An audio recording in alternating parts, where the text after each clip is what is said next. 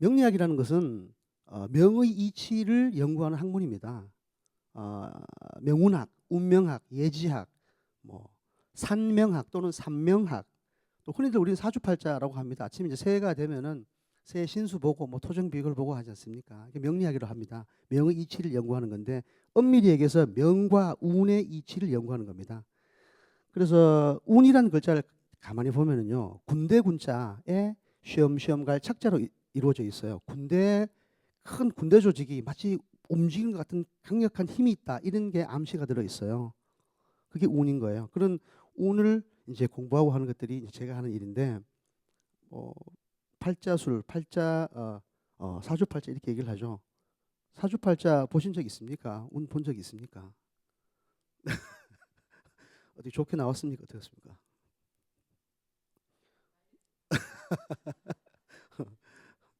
아, 그래서 운명이라는 것이 아, 인간의 힘으로 어쩔 수 없는 환경과에 만나는 것, 이런 것이 이제 운명인 거죠. 우리 뭐 드라마에 보면은 빠지지 않고 등장하는 테마는 사랑입니다. 사랑 중에서도 운명적인 사랑, 이런 건 이제 깊은 운명인 거고, 어, 아주 훌륭하신 분이 나중에 이제 유명을 달리할 때도 이건 운명이다 이렇게 얘기하죠. 그때는 흉한 운인 거죠.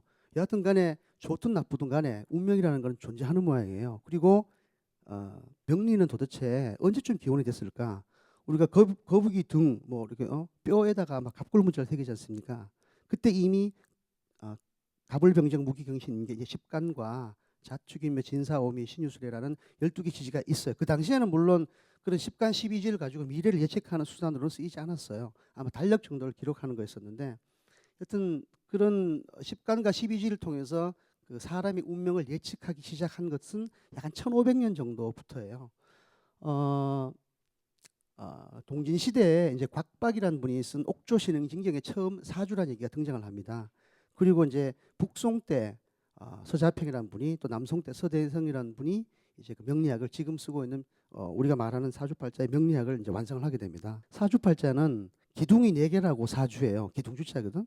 그리고 천관과 지지를 아래쪽에 배치를 해서 8자입니다.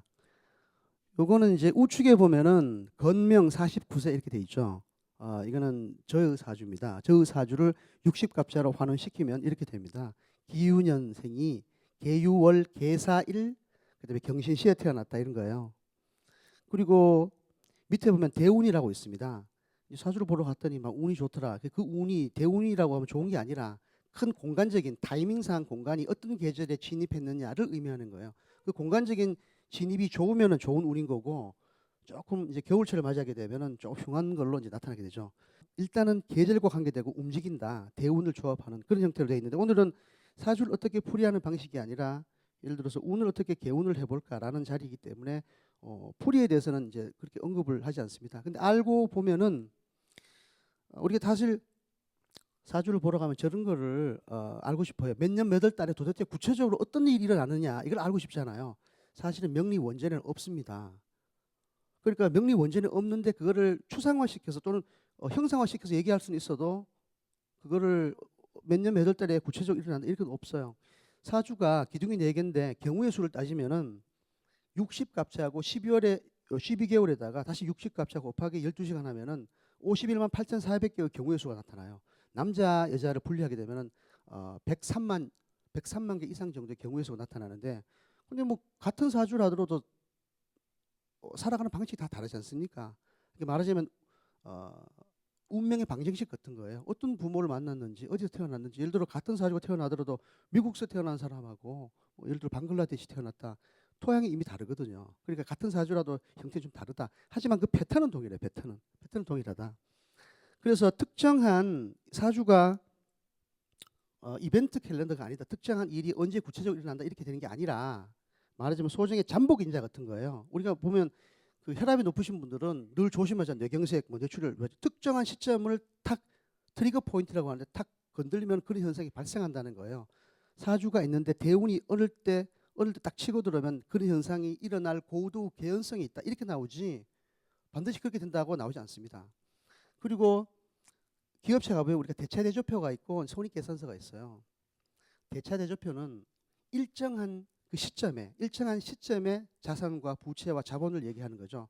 자산과 부채의 자본을 알려주는 재무정보고, 손익계산서는 이에 반해서 일정 기간이에요. 예를 들어서 2017년이면 2017년 1월 1일부터 12월 말일까지 일정 기간 동안의 손익을 따져보는 거죠. 그런 재무정보인데 이런 운명을 예측하는 사주는 엄밀하게서 손익계산서와 같은 거예요.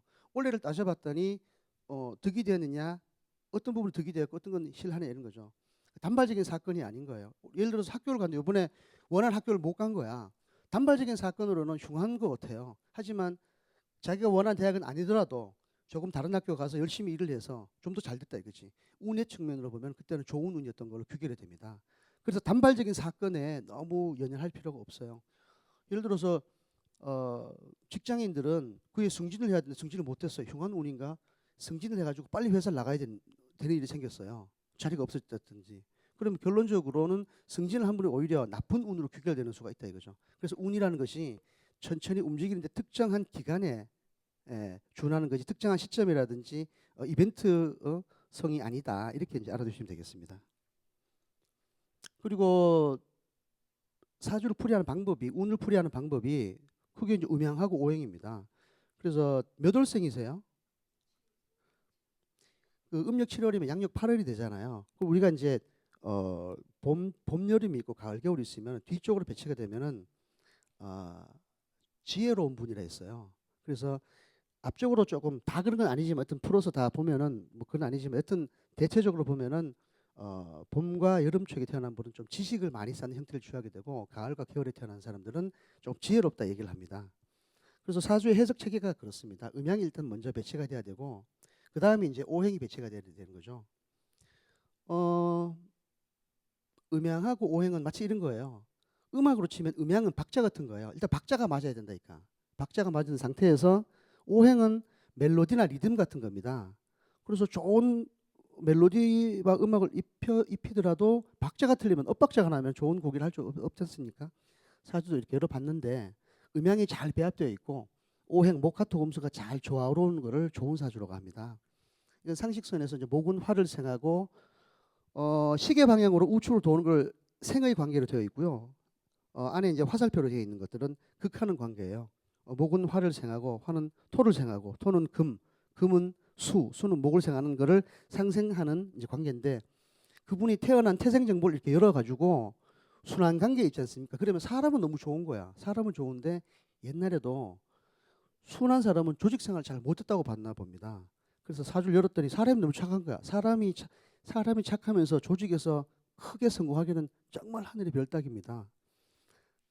이건 좋고 나쁜 문제가 아니에요. 좋고 나쁜 문제가 아니에요. 호랑이가 뭐 나쁘다, 토끼가 좋다 이런 개념이 아니지 않습니까? 토끼는 토끼대로, 호랑이대로 삶을 사는 거지. 열어봤더니 그렇게 태어났다 이거죠. 아니 극하는 관계는 나무는 땅에 뿌리를 내리고 땅에 양기를 빨아먹습니다. 뭐 땅의 입장에 봤을 때는 나무가 극하는 거죠. 나무는 물을 흡수해요. 물은 물을 극하는 거죠. 물은 화를 끕니다. 극하는 거죠. 화는 금을 녹이죠. 극하는 거예요. 금은 나무를 자릅니다. 극하는 관계입니다. 사주를 열었는데 극하는 관계로 있는 거야. 이분은 사회생활 잘했다고 본 거예요. 뭐 다 그런 건 아니지만 일단 원칙이 그렇습니다. 여튼 그 음양과 오행이 잘 조화로운 거를 좋은 사주를 하고 좋은 국이라고 이렇게 보시면 됩니다. 자 그렇다면은 방법을 한번 추론을 이제 해보는 거죠. 자 어떻게 행복이라는 게 무엇으로 구성되어 있는 건가? 행복의 걸림돌은 뭐지? 그럼 이거 어떻게 극복할 수가 있지? 이렇게 이제 시작을 해보는 거죠. 사주라는 것은 태생 정보예요. 이건 바꿀 수가 없는 겁니다. 뭐 몇 년, 몇 월, 며칠, 몇 시에 태어났느냐가 태생 정보인데 이걸 가지고 바꿀 수가 없다 이거죠. 그런데 결정적으로 박자 개념, 음양이 되게 중요하겠습니다. 음양은 봄의 기운, 여름의 기운, 가을의 기운, 겨울의 기운이지 않습니까? 언제 태어났느냐, 기운, 언제 화의 기냐, 목의 기운이냐, 기운을 얘기하는 거예요. 그래서 계절은 곧 기운을 얘기하는 기다. 기를 서양에서는 에너지라고 합니다. 그죠? 우리 물질의 가장 작은 단위를 원자라고 하지 않습니까? 그런데 양자 물리학자들이 원자에서 핵을 싹 제거해 버렸어. 그러니까 아무것도 없는 거예요 지금. 원자가 가장 작은 단위인데 거기서부터 핵을 딱 드러내니까 아무도 없어요. nothing이야. 근데 모든 물질을 나누면 nothing인 거죠. 그래서 색즉 시공이라지 않습니까? 색은 물질을 나눴더니 즉 공이 되더라. 그런 공들이 잘 모이면은 공즉 시색이 되는 거죠. 에너지 분리변의 법칙이라는 게 있습니다. 에너지 멸하지 않는다는 거니까. 쇠막대가 있어요. 쇠막대 오른쪽 끝을 불로 태웠어요. 그러면 열 에너지가 생겼습니다. 불을 껐어. 열 에너지가 죽었느냐? 아니다 이거지. 열 에너지는 공기 중으로 또는 반대편으로 이동했을 뿐이지 전체 에너지 양은 변함이 없다. 기후는 멸하지 않는다는 거니까. 지금 현대 과학이 밝히고 있는 건 그런 정도죠. 모든 물질을 나누면 없다. 그런데 어떤 것들이 있는지 아느냐 하면은 그 주위를 뺑글뺑글 에너지가 돌고 있다. 그거를 동양에서는 기운이라 불렀다. 기다 이거지. 자, 그러면 우리가 암세포도 마찬가지입니다. 태생적으로 없는 거야. 나땡인 건데 무언가 기운에 의해서 만들어진 거니까. 그런 나쁜 흉한 물질이 만들어져서 기하급수적으로 성장하는 걸 우리 암이라 하지 않습니까? 그리고 전이를 한다 이거죠. 이왕이면은 그게 흉한 물질이 아니라 좋은 물질이 만들어지면 우리가 암세포를 잡는 걸 NK 세포라 하지 않습니까? 뉴트럴 킬러 세포가 암세포를 잡습니다. 이왕이면 아무것도 없는 기운이 흉한 물질보다는 좋은 물질을 만들고 좋은 현상을 일으키는 게 사실 핵심이거든요. 자, 그래서 모든 물질을 모든 현상의 밑에는 그 기운이 존재한다 이거지. 명리가의 입장으로 봤을 때는 그 기운을 어떻게 바꾸기만 하면은 좋은 운이 올 것만 같습니다. 자, 그래서 이 에너지는요. 일단은 기분이 좋아야 됩니다. 기운이 좋아야 됩니다. 우리가 흔히 look and feel이라고 하죠. 그 외모가 우리가 뭐 남자들은 대부분 다 그런 거 되게 남자애들 떠나서 하여튼 이쁘면은 미인들한테 반합니다. 그 저도 애가 이제 딸내미가 둘이 있는데 학교를 이제 하나 올라갈 때마다 물어봐요. 여선생님이면 이쁘냐? 얘가 이번에 큰 애가 이제 이번에 수능을 쳤는데 계속 물어봅니다. 선생님이 바뀔 때마다 여선생님은 제가 이쁘냐고. 제가 그렇게 습관적으로 묻는가 싶은데 하여튼 우리 딸은 또 이런 탤런트 유준열 씨를 좋아하는데 뭐 우리가 만나는 기회가 있었어요. 아, 너무너무 좋아하더라고. 하여튼 룩이 좋아야 되는 모양입니다. 룩. 그런데 외모만 좋아야 될 일이 아니라 필이 와야 되거든요. 우리가 뭐 식당에 너무 나이스하게 잘 만들어 뒀는데도 불구하고 이상하게 들어가고 싶지 않은 곳이 있습니다. 느낌이 안 와서 그렇거든. 그러니까 상대를 만났는데도 불구하고 외모는 괜찮은데 이상한 게 안 끌려. 필이 안 들어오는 거죠. 룩 앤 필이 동시에 와야 좋은 거니까. 그래서 우리가 사람들을 만났는데 만날 때마다 매일 어려운 얘기하는 사람이 있어요. 맨날 슬프고 또 술을 먹으면 우는 사람이 있고 그러지 않습니까? 맨날 슬프대 그냥 뭐 우울하고 좌절스러운 얘기 그런 분하고 자주 놀지 마십시오. 왜냐면은 그 습하고 음한 기운이 전이 현상을 일으킵니다. 만났는데 늘 깔깔거리고 웃고 하는 분들 계세요. 그런 분들하고 노세요. 그 기운을 밝고 맑은 기운을 흡수해 가지고 전파가 되거든요. 기분이 좋아야 됩니다. 사람도 궁합이 맞아야 되거든요. 조직과도 궁합이 맞아야 되고 친하고 밝고 맑은 사람들하고 주위에 두면은 자기 스스로도 기분이 좋아진다 이거지.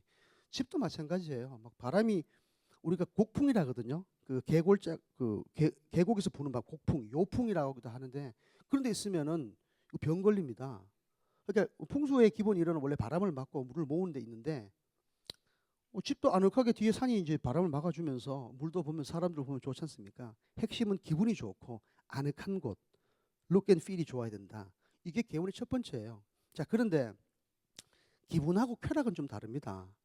그러니까 사회가 용인할 수 있는 범위 내에서 기분을 해야 되지 뭐 도박을 심각하게 한다든지 뭐 약물을 먹는다든지 이건 곤란한 일이고 그건 이제 쾌락인 거예요. 기분은 지속적으로 좋아야 되는 거죠. 우리가 뒷담화하지 않습니까? 누구를 욕하지 않습니까? 욕을 하면 찜찜합니다. 사실은 욕하고 나도 찜찜해. 그 사람이 없어도. 그런데 그 사람이 없는 자리에서 무지하게 칭찬을 해주지 않습니까? 굉장히 스스로 기분이 좋습니다. 그래서 손 쌓는 길이 딴 게 없어요. 그러니까 남 안 볼 때 칭찬해 주는 게 가장 기본적으로 선을 행하는 길이에요. 그리고 칭찬해 주지 않습니까? 예를 들어서 없는 얘기를 하면은 그건 거짓말인 거고 있는 얘기를 해야 되죠. 어떤 특정한 사건에 대해서 해는 일에 대해서 칭찬을 해줍니다. 그러면은 칭찬 받아도 기분 좋고 칭찬을 해주는 사람이 더 기분 좋아요. 우리 보통 그 마니또 같은 거 있죠. 마니또 그 수호천사 프로그램이죠. 수호천사 프로그램 그거를 도움을 받는 사람도 기쁘지만 도움을 주는 사람이 사실 더 기뻐요. 숨어서 그 사람이 행복한 걸 보면서 행복하게 됩니다. 그래서 1번은 이제 기분이 좋아야 된다라는 거예요. 두 번째는 뭐냐면 자, 스트레스라는 글자 있지 않습니까? 그 글자를 만들 때는 그 나라의 사상이 묻어 있기 마련이에요. 그런데 스트레스라는 글자를 파자해 본다 이거죠. STRESS 나눠봤어요. 사전을 찾아보면 ST로 시작하는 글자들은 굉장히 무서운 글자들이 존재합니다. 강한 것, 때리는 것, 찌르는 것 이런 것들로만 존재해요. 그리고 사전에 RE로 시작되는 글자는 쉬다, 새롭게 하다, 다시 하다, 다시 일어나다 이런 글자들로 포진되어 있습니다. 그리고 뒤쪽에 이제 SS는 뭐냐면 명사형 어미지만 LESS예요. 적다는 거야.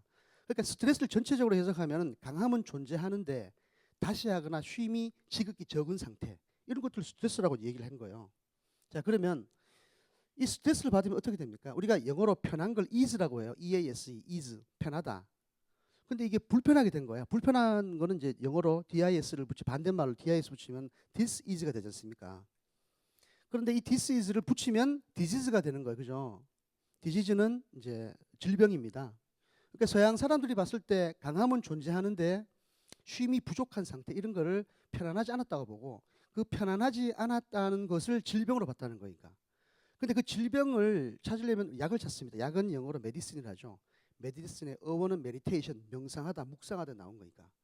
그러면 너무 심플합니다. 내가 극도로 스트레스를 받았다 이런 얘기는 내가 지금 불편한 거야. 그건 사실 질병이거든. 가만히 앉아 묵상하고 좀 쉬어라 이런 거니까. 그래서 만약에 몸이 아프다, 뭐 너무 피곤하다 이러면은 쉬어야 됩니다. 그럼에도 불구하고 그걸 억지로 극복하려고 그러면은 이거는 그냥 목숨을 단축시키는 일이니까. 그러니까 우리가 기운을 좋게 해서 흉한 현상과 흉한 물질을 좋은 기운으로 바꿔야 된다. 그 근간에 스트레스가 있다. 스트레스를 파자해 봤더니 강한 것만 존재하는데 쉼이 부족한 현상이 스트레스다. 그래서 불편해진다. 불편한 것들을 서양 사람들은 질병이라고 봤더라. 질병에 약을 찾으면 쉬어라 하더라. 그 글자가 나와 있는 거니까. 자, 세 번째는 뭐냐면은 주역에 보면 그 주역은 이제 괴들이 있지 않습니까? 건태리진, 손감, 간곤 8개의 괴를 이렇게 교차시켜서 64괴가 나오는데 곤괴를 설명하는 편에 문헌전에서 적선지가 선을 많이 행하는 집은 필유여경 반드시 경사스러움이 남음이 있다. 그리고 이게 너무 중요하니까 한 번 더 얘기했어요. 비적선지가 선을 행하지 않는 집은 필유여앙 재앙이 남음이 있다 했어요. 선을 행하는 거는 어려운 일이 사실 아닙니다. 우리가 가장 흔하게 할 수 있는 선행은 칭찬하기. 뒤에서 뒷담화하지 않고 칭찬해 주는 것, 추천해 주는 것. 그리고 직접 보는 앞에서 칭찬해 주는 것. 그죠? 그리고 조금 더 경제적인 걸 가미한다면 말씀드렸듯이 어려운 분들을 모르게 도와주는 거예요. 핵심은 모르게 도와주는 거예요. 모르게. 우리 오복 중에 유호덕이라고 있었지 않습니까? 모르게 도와주는 게 핵심이에요. 그래서 왼손이 하는 일을 오른손이 모르게끔 도와줘야 되지. 보통 연말 연시 되면은 기업체들이 막 그 상당한 물품을 이제 어려운 분들 돕습니다. 그거는 적선하고 관계가 없어요. 수혜자는 있을 뿐이지 준 사람의 운을 바꾸는 건 전혀 관계가 없다 이거지. 물론 그런 분들이 많으면 더욱더 좋겠습니다. 근데 개인적으로 봤을 때는 적선은 보이지 않는 행동을 계속했을 때 보이지 않는 선을 행하는 걸 적선이라고 그 적선하게 되면 내가 가지고 있는 흉한 운들이 차단된다고 합니다. 누가? 경에서 그렇게 얘기를 합니다. 제 얘기가 아니라. 그래서 핵심은 어떻게 또 이제 행동을 해야 되는가? How to react인데 우리가 아까 전에 화를 내거나 분노하거나 스트레스를 받게 되면은 뇌가 결국 다치는 일이 생겨요. 심장에 화병이 생기게 되고 심장에 화병이 생기면 뇌가 아프게 되고 결국 뇌세포가 깨지게 되고 그래서 화나는 일이 있더라도 생각을 좀 해봐야 됩니다. 이게 내가 화를 낼 일인가? 이거 뭐 나라를 구할 일인가? 그렇게 해서 스스로를 조금 달래야 될 모양입니다. 그게 왜 달래야 되냐면 그렇게 해야 기운이 좋아진다고 합니다. 그 사주에는 이런 얘기가 있어요. 사주 불여 관상, 관상 불여 심상 이런 얘기가 있습니다. 사주는 관상에 비할 바 못 된다 이거지. 관상은 심상에 비할 바가 못 된대요.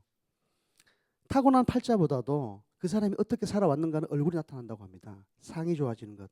그래서 보통 성공학 강의할 때는 자주 웃고 하지 않습니까? 근데 명리적으로 보면은 작은 일에 감사하고요. 그다음에 선을 끊임없이 베풀어 줍니다. 선을 끊임없이 베풀어 주는 것이 상을 좋게 만드는 거고 그 근간에는 심상이 있다는 거예요. 그러니까 마음을 곱게 쓰는 거죠. 마음 곱게 쓰는 것이 이제 대부분 칭찬하게 되는 거고 기분을 좋게 하고 그런 거죠. 그래서 어떻게 how to react 이게 사실 또 핵심인 거예요. 자, 그리고 가장 좋은 관상은 심상이 이뻐지는 것을 이제 좋은 관상이라고 한다고 합니다.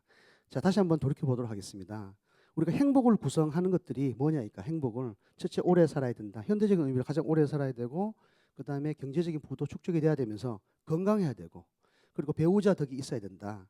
그리고 안정된 직장이 있어야 되는데 이건 현실적으로는 잘 맞지 않으니까 그러면 어떻게 좋은 운을 행할까? 첫째가 기분이 좋아야 된다. 기분은 어떻게 좋아야 되는 건가? 스트레스란 글자를 파자했더니 강함은 존재하고 쉼은 없더라. 그렇다면은 스트레스를 받을 때 쉬는 거죠. 쉬는 거고 묵상을 해야 되는데 자 묵상을 하려면은 뭐 우리가 그걸 특별하게 배운 것도 아니기 때문에 알 수가 없지 않습니까? 그리고 우리 일반인들이 할 수 있는 묵상은 이렇게 하면 됩니다. 누워서 눈을 감고 배꼽을 보는 거예요. 배꼽을 눈을 감고 그래서 호흡을 합니다. 호흡을 들숨을 쉴 때 숨을 들이마실 때 100% 깨끗한 산소가 들어와서 뱃속 가득이 들어온다 생각을 하고 배꼽을 위로 끝까지 올립니다. 숨을 들이마셔서 배꼽을 위로 끝까지 올린 다음에 그 배꼽을 끝까지 낮춥니다. 등에 마치 붙을 정도로. 참고로 배꼽을 연결하는 선, 기공에서는 배꼽하고 등을 연결하는 선을 수명선, 보명선, 목숨을 지켜주는 선이라 했어요. 그래서 옛날 분들이 그 허리에다가 손을 딱 집어넣으면 어른들이 허리가 꺼져 있지 않습니까? 그러면은 준비해라고 해요. 명줄을 놓았다는 거니까.